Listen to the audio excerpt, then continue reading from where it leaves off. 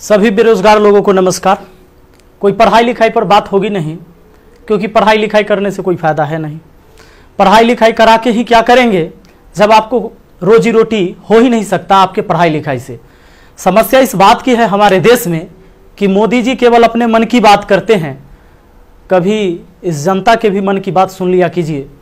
बहुत बार मन की बात हम लोग सुन चुके हैं, परेशान हो गए हैं। भैया बेरोजगारी इतनी बड़ी हो गई है, इतनी बड़ी हो गई, इतनी ज्यादा बेरोजगारी हो गई है कि जरा सोच के देखिए कि एक पढ़ा लिखा व्यक्ति जो ग्रुप डी के लिए, जो कि बीएससी कर चुका है, बीए कर चुका है, एमए कर चुका है, पीएचडी कर चुका है, ग्रुप डी के लिए फॉर्म भरता है और 2.5 करोड़ विद्यार्थी फॉर्म भरता है। भैया सोचने वाली बात है। मोदी जी 2.5 करोड़ जनसंख्या युवाओं का कम नहीं होता है। 2.5 करोड़ है तो उसके माँ बाप भी जोड़ लीजिए, भाई बहन जोड़ लीजिए, और वो युवा है तो उस पर उसके परिवार का निगाह टिका हुआ है, उससे एक आस जुड़ा हुआ है उस परिवार का। प्लीज आपसे हाथ जोड़कर विनती है हमारी। अब कहिएगा कि अब पगला काहे गया है, लोग कहेंगे कुछ नेता लोग, देखो हमरा कोई पार्टी या पॉलिटिक्स से कोई मतलब नहीं है। जैसा बीजेपी वैसा ही कांग्रेस, वैसा ही आरजेडी, वैसा ही जदयू, सबका हाल वही है। अगर कांग्रेस का हाल बेकार नहीं होता तो बीजेपी नहीं आता, और आरजेडी का बुरा हाल नहीं होता तो जदयू नहीं आता। सबका यही समस्या है। मुझे किसी पार्टी से मतलब नहीं है, लेकिन मुझे अपने आदरणीय प्रधानमंत्री नरेंद्र मोदी जी से मतलब है। ये छात्र ने आपको बनाया है, ये छात्र ने आपको जिताया है, और केवल आपको अपने मन की बात करने के लिए प्रधानमंत्री नहीं बनाया था। कहेंगे कि तुम्हारा क्या जाता है भैया, तो आपको पता है जब आप देश के खातिर अगर कोई भी चीज युवाओं से आप कहते हैं कि भाई योगदान करो, अभी कोरोना वायरस के समय सब लोगों ने आपका योगदान किया, मैंने भी किया, 1 लाख रुपए डोनेट किया था। मेरा अधिकार बनता है कि मैं आपसे सवाल पूछूं। मीडिया वाले आपसे नहीं पूछेंगे, क्योंकि मीडिया वाले आपके हिसाब से चलते हैं। मीडिया वाले वही चीज दिखाते हैं जो लोगों को देखने में मजा आता है, लेकिन बेरोजगारी पर कोई बात नहीं करेगा। व्यू नहीं होंगे इसलिए बेरोजगारी पर बात नहीं होगा। उसको चर्चा केवल चाहिए कि रिया चक्रवर्ती किसके साथ आज घूम रही है, कल कहां सोई थी, परसों कहां सोएगी। रिया चक्रवर्ती के बारे में ही केवल चर्चा होगा। लोगों को मजा आता है, उस पर व्यू होता है तो वीडियो उसी पर बनता है, उसी पर लोग चर्चा करते हैं, क्योंकि चैनल का टीआरपी बढ़ते रहे। और ये मजबूरी है हमारी कि एडुकेशन चैनल वाले अब पढ़ाई न करवा के ये सब चीजें पर उतर गए हैं। मैं आपको आज बहुत सारी बातें बताने वाला हूं, करने वाला हूं। जो भी लोग हैं जिनको परेशानी हो, क्षमा चाहते हैं। अब परेशानी हुई है तो क्या कर लीजिएगा, हमको इतना ही कर दीजिएगा। कभी गोली मार देगा कोई तो याद रखिएगा, इतिहास जब लिखा जाएगा तो मरने वालों में लिखा जाएगा, भागने वाले और बिकने वालों में नहीं होगा।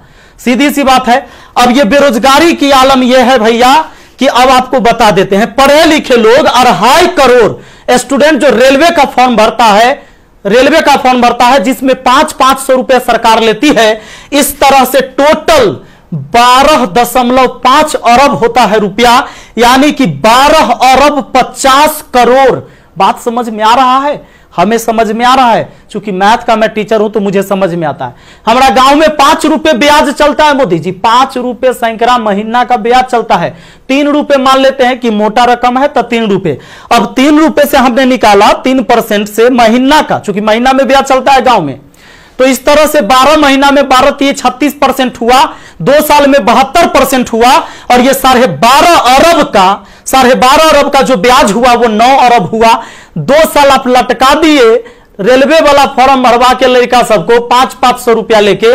अब आप कहिएगा कि एग्जाम के बाद तो हम पैसा लौटा देते हैं, लेकिन बात यहां यह है कि पैसा तो आप लौटा दीजिएगा, 100 रुपया रख लीजिएगा, 400 लौटा दीजिएगा, लेकिन 2 साल में आपने बिजनेस कर लिया है 9 अरब का। भैया बहुत होता है 9 अरब, कोई साधारण बात नहीं है। अब देख लीजिए, आप कहेंगे कि इतना बकर बकर कर रहे हैं, भाई गरीब आदमी है।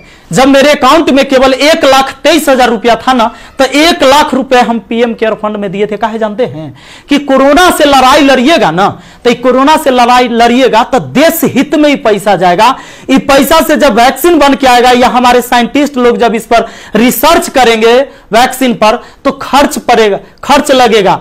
तो आदमी किसके पास जो औकात था, 1 रुपया, 11 रुपया, 100 रुपया, 50 रुपया, 1 करोड़, 500 करोड़, 1000 करोड़ लोगों ने योगदान दिया, जिनसे जो हो सका। पूरा देश आपके साथ खड़ा था, और याद रखिएगा कि ये युवा बेरोजगार रहेगा तो आपके विरुद्ध खड़ा होगा भैया, तख्ता पलट जाएगा। ये बात पक्का सुन लीजिए। कहा कि आज हम दिल से बात कर रहे, दिल से बात किए थे तब ना मदद किए थे। अब देख लीजिए 30 मार्च को मैंने योगदान दिया था 1 करोड़ रुपए। हमारा तब पागलपन चढ़ल था। हम तो अपन गलती का पश्चाताप जूता से मार के करते हैं, लेकिन याद रखिएगा कि जूता उस नेता को भी पड़ेगा जो वोट मांगने आएगा हमारे यहां। याद रखिएगा, ये पूरा देश में अब बवाल होने वाला है। अगर सही टाइम से एग्जाम नहीं लीजिएगा, युवाओं को रोजगार नहीं मिलेगा, तब आपके मन की बात नहीं होगी। हमेशा ये जनता के भी मन की बात होनी चाहिए। यहां पर आप नहीं, आपको पता चले तो जिन लोगों को बुरा लगता होगा सर्च कर लीजिएगा, प्रधानमंत्री राहत कोष में 1 लाख रुपए का योगदान दिया। मैथ मस्ती लिखिएगा, ये लाइन लिखिएगा, मैथ मस्ती लिखिएगा, जरूर आ जाएगा, आपको पता चल जाएगा। हमारा घर भी करकट का है और फिर भी अकाउंट में 1,23,000 था, 1 लाख रुपया डोनेट किए थे ताकि हमारे देश में खुशहाली आए और इस कोरोना वायरस से हमारा देश लड़े। ए भाई, वो बच्चा के पैसा दिया हुआ है, जो हम पढ़ाते हैं ना, वो वीडियो देखता है ना, वो व्यू होता है, उसे पैसा आता है, वो पैसा हम आपको दिए थे। पाप लगेगा ना, तो तनी ध्यान दीजिए यहां पर। ये देखिए, कहते हैं कथी कि स्थानीय खिलौने बनाकर आत्मनिर्भर भारत बनाइए। खिलौना तो हम बनल है, जैसे मन होता है आप खेल रहे हैं, जो आप कह रहे हैं लोग वही कर रहा है। अब हम कौन खिलौना बने? खिलौना तो जनता बन चुका है आप लोगों का। यह हमारे मोदी जी थे, ये हमारे नीतीश बाबू हैं। इनका चाल सुनिएगा, इनका चाल क्या है। अभी जब चुनाव आने वाला है तो बिहार पुलिस के बहाली निकाल देंगे। बिहार पुलिस के बहाली निकाल देंगे तो भारी संख्या में एग्जाम को करवा लेंगे, रिजल्ट नहीं देंगे।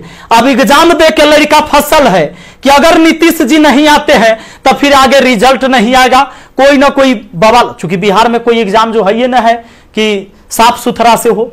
आप देख रहे हैं बिहार एसएससी का एग्जाम कितना साल में हुआ है। आदमी बूढ़ा गया, जवानी में दिया था एग्जाम और रिजल्ट आते थे बूढ़ा जाएगा। अब चूंकि बिहार में एग्जाम ऐसी होता है तो ये क्या होगा कि रिजल्ट होगा चुनाव के बाद, मजबूरन फिर नीतीश कुमार जी को चुनेंगे। शिक्षक के बहाली आ जाएगा, बिहार पुलिस के बहाली आ जाएगा, सारे बहाली, दरोगा सब के बहाली आएगा। ये कब होगा? चुनाव के टाइम में भैया। तो नीतीश जी का जो ये था, इसमें इन्होंने कहा कि नल जल का रख रखाव करने के लिए वार्डों को 2-2 हजार रुपया मिलेगा। हे प्रभु, ये 2-2 हजार कहला दे रहे हैं, नल जल के दशा दिखा दें। 33,000 करोड़, 33,000 करोड़ रुपया आपने बिहार में नल जल पर खर्चा कर दिया। आज आपको असलियत हम दिखाते हैं, इस वीडियो में देखिएगा आप लोग जरूर। इस वीडियो को इतना शेयर करिएगा कि मुख्यमंत्री से लेकर प्रधानमंत्री तक पहुंचना चाहिए, बिल्कुल पहुंचना चाहिए कि हमारे जहां से हम हैं वहां की स्थिति आपको दिखा देते हैं कि नल जल का स्थिति क्या है। बेरोजगारी तो भैया आपने ऐसी पहुंचा दिया है यहां पर कि लोग अब कुछ करने लायक नहीं है।